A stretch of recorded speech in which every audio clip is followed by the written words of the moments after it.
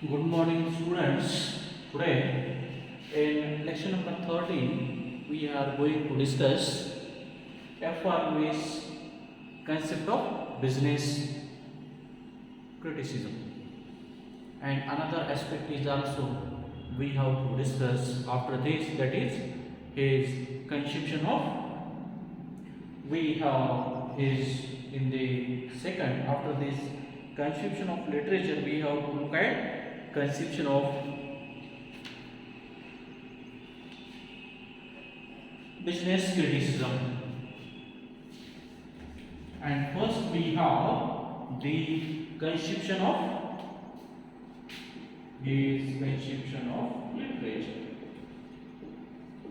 After this, we will discuss in detail his concept of business criticism, and today we are going to discuss conception of literature.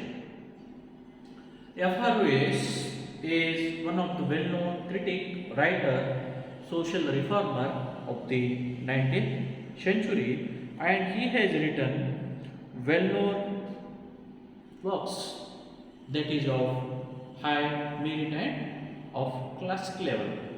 He has written the well-known texts like Culture and Environment, The Great Tradition, The Scrutiny, Common Pursuit, Revolution. All these are very well discussed in his this conception of literature and also concept of business criticism. All these books like Culture and Environment, Scrutiny, Great Tradition, Common Pursuit, Revolution, all these very well focus on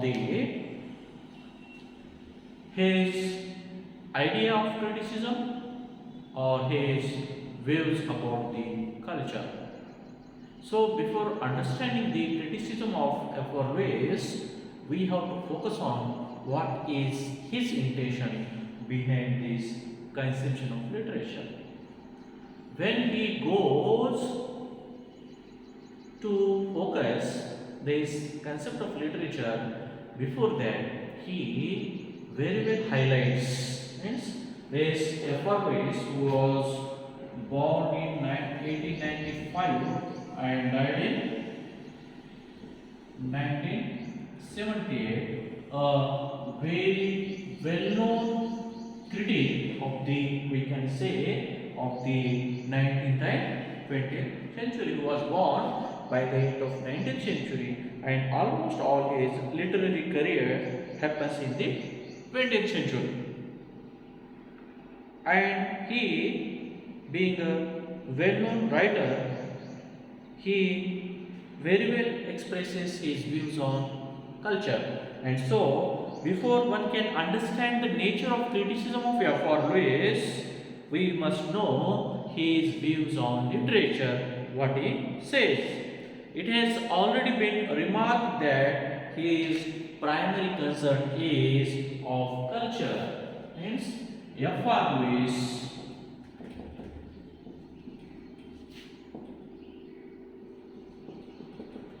primary concern is culture. His main focus is on this culture.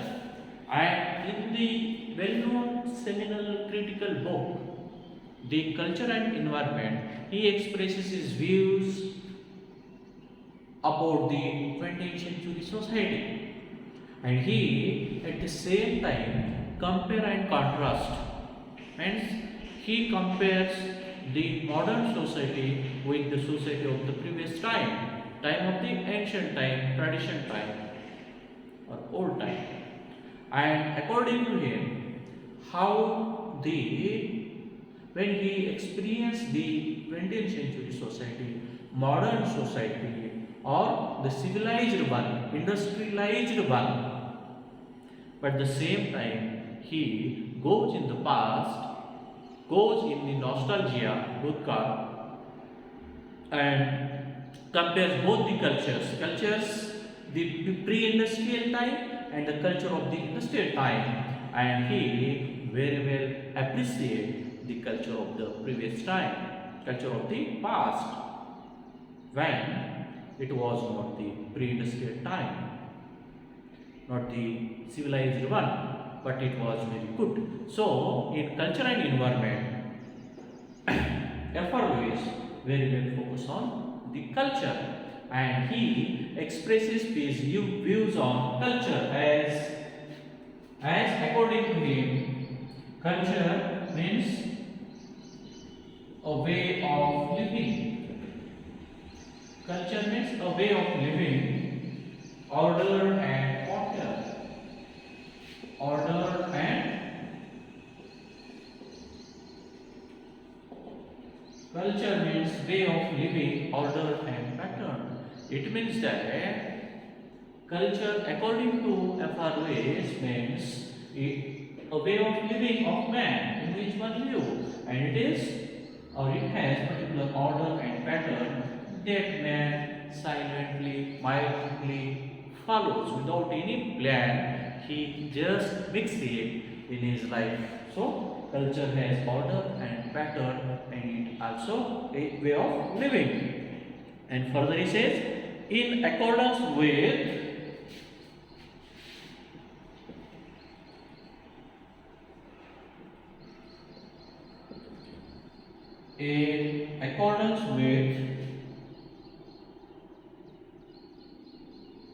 some ideal way,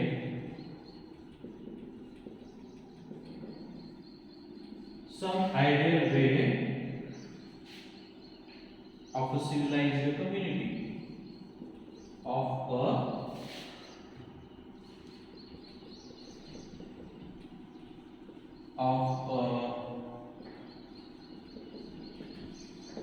civilized community. Means according to FROS, culture means a way of living, order and pattern in accordance with ideal way of a civilized community, and that means culture according to FROS. And here he very well glorifies, appreciates the society of the time of pre-industrial time, and after that how the industrial time society is not ideal like the pre-industrial society. He proves by giving the example of such social manners, ways and everything that the people lived and enjoyed. So he says, in the pre-industrial ages men lived, means he says in the pre-industrial ages, when we come forward, when we go ahead after this definition of culture, because at the very outset he gives the definition of culture, and culture means according to FROS a way of living, order and pattern in accordance with the ideal of civilized society. And after that FROS says in the pre-industrial ages, he makes the comparison between industrial age and pre-industrial age. In the pre-industrial ages, what happens? He very well says, first he depicts men live in closely knit communities.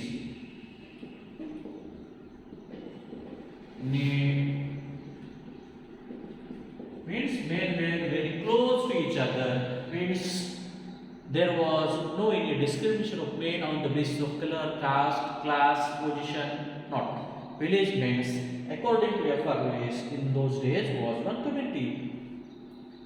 Knit communities, small villages, such an ideal was easily realized. In small villages, such an ideal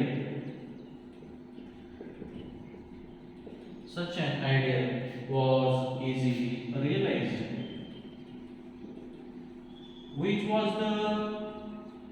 we can say men lived in close knit communities was for effortless was an ideal, because why he says in the industrial age men were not closely knitted, nobody knows who is beside him living, so बाजूला कोण राहतं माहित नाही, and so that in those days men lived in close knit communities.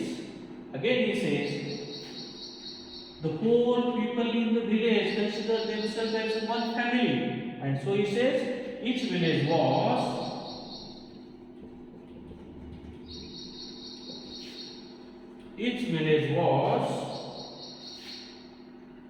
a big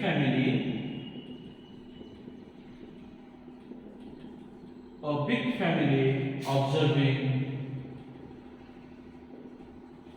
Each village was a big family observing an unwritten code of conduct.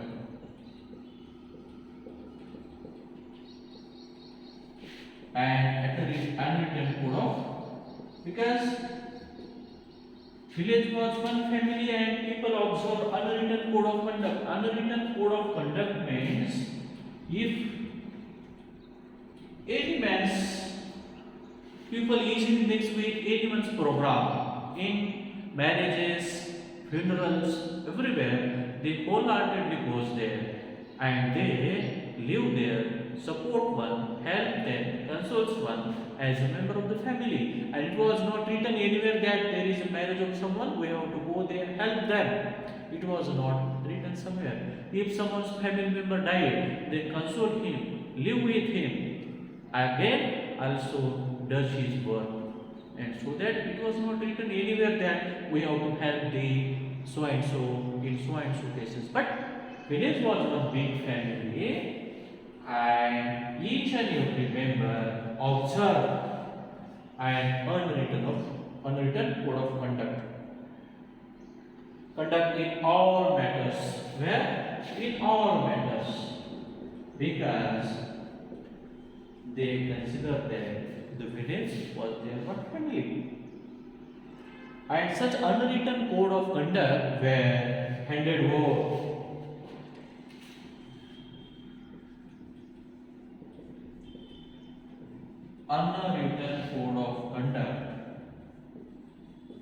Unwritten code of conduct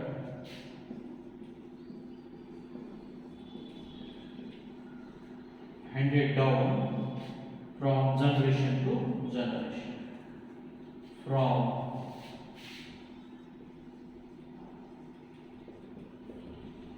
generation to generation.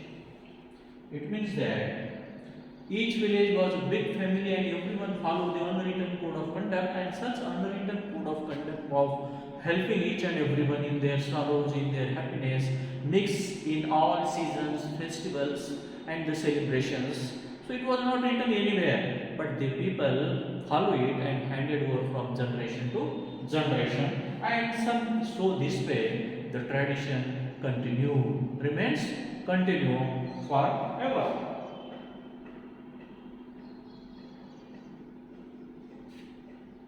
Generation to generation, as were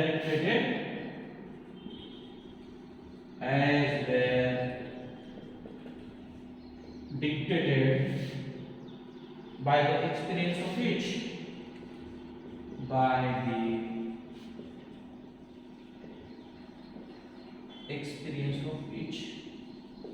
So whatever gets experienced, they can add it. And if someone found any bad experience, in such cases they try to remove it. And if someone found ideals, so the same ideals they mix with certain changes. So in the cultural environment, F.R. when he talks about the concept of literature, before that he very well expresses his views on culture. And according to him, culture means way of living, order and pattern in accordance with the way of civilized way of society. And after that he says, in the pre-industrial ages, And industrial ages, he makes a difference.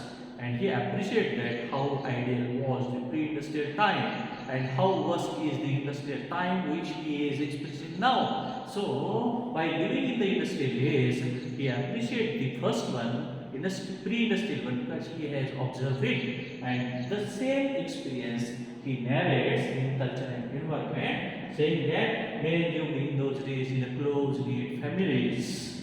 And in small village, such an ideal was easily found means of unity. Each village was for each one a big family and everyone observing a unwritten code of conduct handed down from generation to generations by dictating the certain changes or experiences of each. So this, according to FRS, was definitely an ideal for us. And so, again we further appreciate this pre-industrial age, saying that pre-industrial age, mentioning that such experiences ensure, she further said, both ensure the continuity and the progress of the cultural means this system, or we can say a way of living,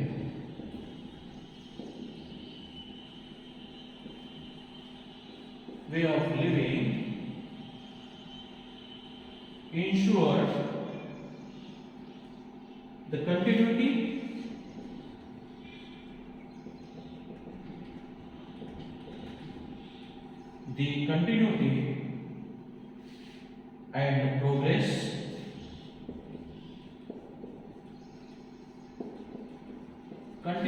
and the progress of the culture of the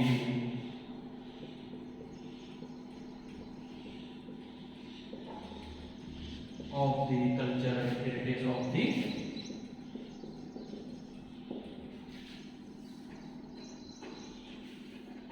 so this system or way of living, then the people consider village was one big family.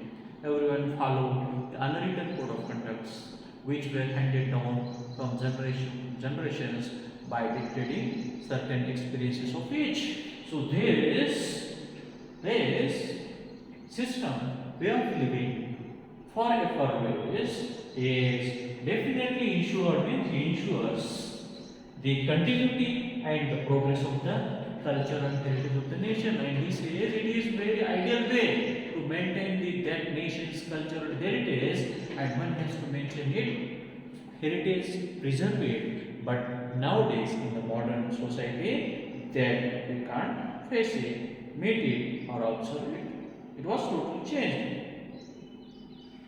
And further he says, what is the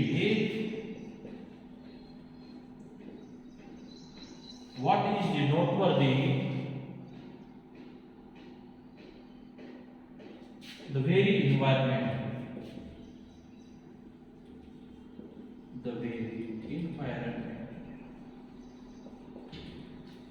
you easily observe that before the industrial ages, the environment was very clean, healthy, and also very ideal one. But when the industries come, the atmosphere, means the environment, become totally polluted by its waste polluted water or chemicals or the polluted air. So he says, what is the noteworthy before the pre-industrial ages? In the pre-industrial time, the very environment, adjustment to the local conditions,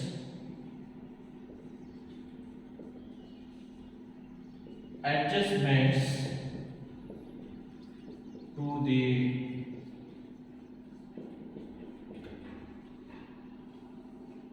adjustments means first the very environment in which one lives and one has enjoyed, and after this adjustment to the local conditions, people adjust with each other according to their work, adjustment to the local conditions, then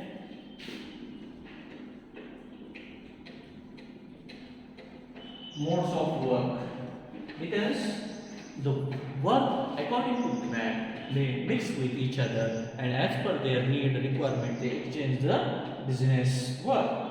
Modes of work, and again we simply say the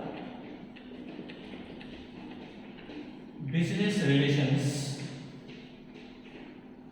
social intercourse,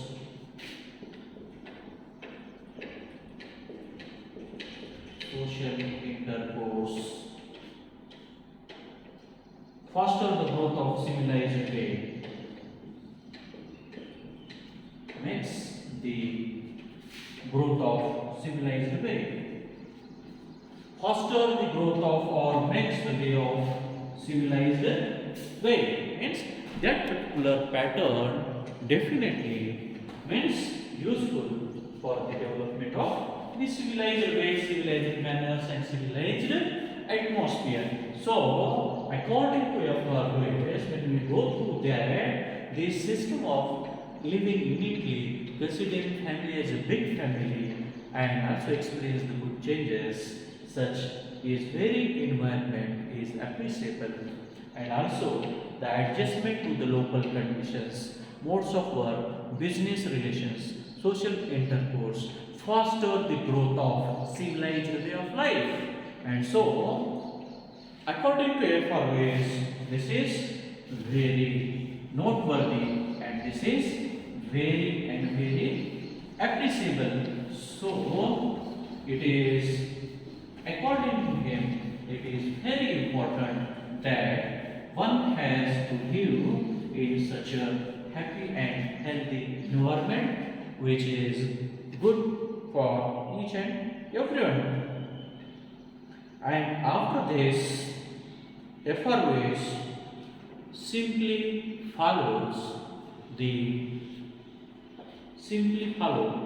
explains the way of industrial life, society and everything. So at the very outset, his conservative literature is divided into two aspects. First, he defines the culture, and secondly, he divides his topic unit into two sections. Section of pre-industrial time and section of industrial time, and he gives the detailed description of both the ages, pre-industrial age and industrial age, and he likes the pre-industrial age more. And after this, tomorrow we will discuss the industrial age. Then we will come to know the difference between the two, and we also then come to conclusion which is good, which is noteworthy, which is appreciable. So with this, I stop here. Thank you very much.